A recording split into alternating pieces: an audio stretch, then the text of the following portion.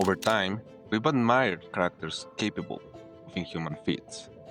They're cold, lethal, and powerful, but they all share something in common. They weren't born that way.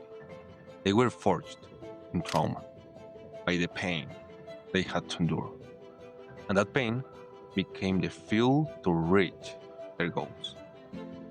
But how far is it worth going just to light that fire?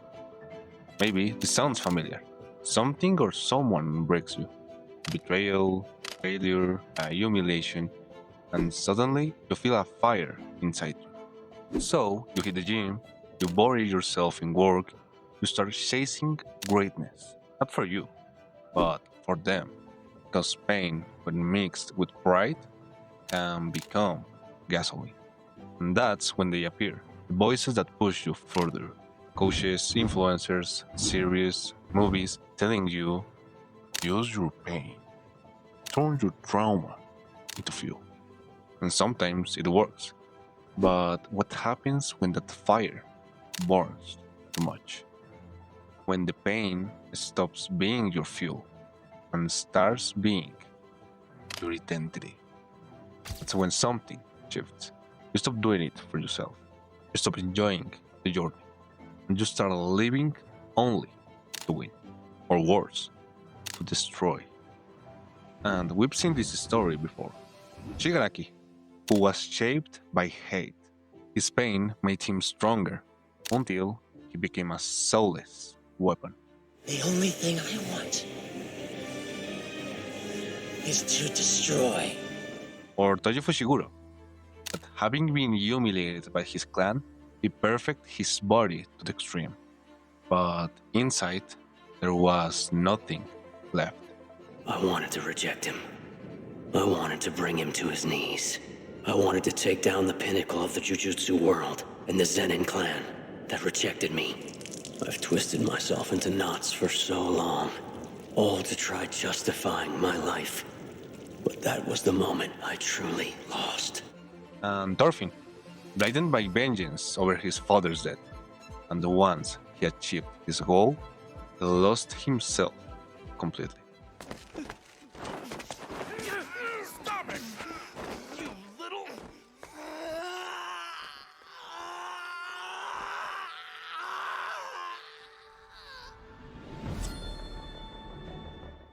They all achieved something incredible, but they lost control of themselves in the process.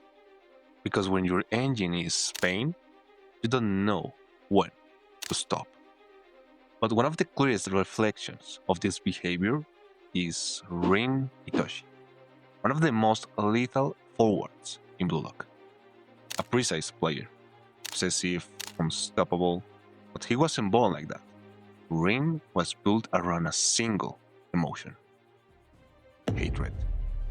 Since he was a kid, Rin wasn't like the others. While some admired heroes, he admired villains. While some feared the wild, he watched it in awe, because he had an obsession to destroy the strongest rival, even if it meant dying trying. And in that twisted world, only one person understood him: his brother Sai Itoshi. Their relationship was strange, yet powerful. Sai was like his best friend. Rin didn't want to be the best. He wanted to be second best, just to stand by his side. Until Sai changed. He traveled to Spain to see and play real football, and it changed him. He came back to Japan different, cold, disconnected, condescending. And when he saw his brother with that old mindset, he told him the following.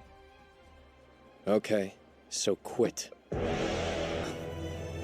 Screw that best in Japan shit. Screw that your replacement shit. Just hearing it makes me want to hurl. Don't say it again and don't use me as an excuse to play soccer. To me, you're nothing but a nuisance. An annoying little brother following me around. You're worthless. You have no value. Get lost. I don't need you. Not on the field or in my life. This made Rin break down. He didn't just humiliate him on the field, He took away what Rin cherished most, his purpose. But that didn't stop Rin from playing. He turned that emptiness into a new fuel, hatred. He no longer wanted to play with his brother. He wanted to destroy him. And from that moment on, Rin became flawless, a player with discipline at almost inhuman levels. Every training session was a step toward crushing his brother, because his progress wasn't for the love of football. It was for hatred, and that as a prize. After events like his match against Sai and his loss against Isagi, Rin's ego evolved. He no longer enjoyed the game. He only enjoyed winning. And not in a healthy way, but by destroying himself in the process. In the match against PXE, we see it clearly. He had a guaranteed goal, but he turned it down because it was too easy for him. For Rin, winning without pain means losing. So he reset the play and went back to destroy every rival one by one, and finally launched himself into a suicidal play to score. As a result, he collided with Isagi and ended up bleeding. But Rin didn't even flinch. In fact, that moment made his ego awaken fully. This behavior aligns with Freud's concept of thanatos, the death drive, a force born from trauma, from the urge to annihilate everything, even oneself. This is motivation fused with rage, pain, and revenge. So, as you can see, Rin isn't the only one. Shigaraki, Toji, and Thorfinn, they were all consumed by their wounds. All of them reached greatness. They suffered the consequences. Because when pain fuels your actions, you might reach the top, but the cost is getting lost along the way. And with that in mind, we reach a key question. Can you get that far without pain? Is it possible to be disciplined, unstoppable, obsessive, without a wound as fuel? The answer is yes. And here are some clear examples. Tanjiro Kamado, who lost his family, but chose to fight to protect, not for revenge. Or Rock Lee, despite lacking natural talent, he trained with love and pride. And Deku, who carried the weight of being powerless, but was fueled by hope. As you see, they all suffered too, but their pain didn't turn them into monsters. It made them something stronger. Humans with purpose. Something Rin didn't choose. He chose to be a monster. Not because he couldn't choose something else, but because his pain was so deep that he forgot how to be happy again. And maybe this has happened to you. Maybe something or someone broke you, and you used that pain as fuel. You went to the gym, you started making money, you set goals, all just to get back at those who hurt you.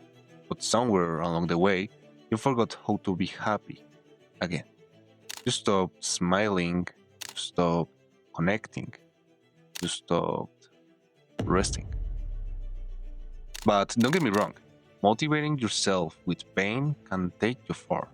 It helps you to break limits, to shut mouths, to shine the crowd.